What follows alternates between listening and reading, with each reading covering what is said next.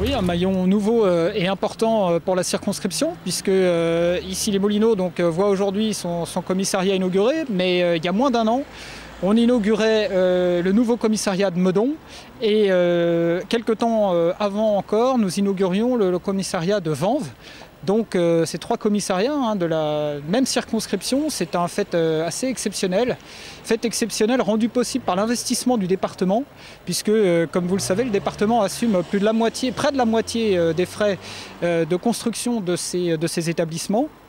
Mais au-delà, le département participe au logement des fonctionnaires, il s'investit dans les contrats locaux de sécurité et de prévention de la délinquance, il participe à la sécurité dans les collèges, il participe au partenariat avec l'association départementale d'aide aux victimes, et donc un investissement très fort du département en termes de sécurité, au-delà de ses compétences, à l'image de ce qu'il réalise d'ailleurs en termes de transport, puisque le département est également investi dans les transports en commun, au-delà de ses compétences. Et je crois que c'est une manière pour le département de montrer sa proximité avec les sujets qui font le quotidien des habitants de ce département.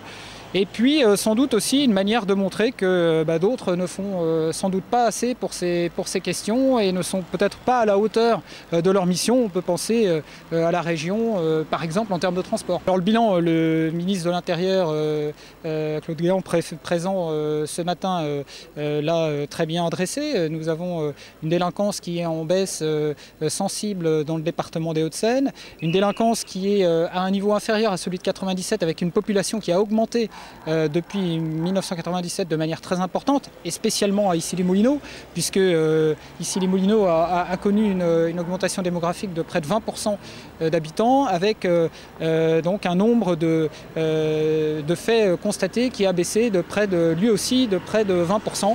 Donc un travail remarquable conduit par les forces de sécurité de la police nationale. Et c'est un fait que le député-maire André Santini a souhaité préciser et souligner, puisqu'à Issy-les-Moulineaux, il n'y a ni police municipale, ni caméra de vidéosurveillance. Et il a souhaité appuyer sur le travail réalisé en cette circonstance par les fonctionnaires du service public de la police nationale à Issy-les-Moulineaux.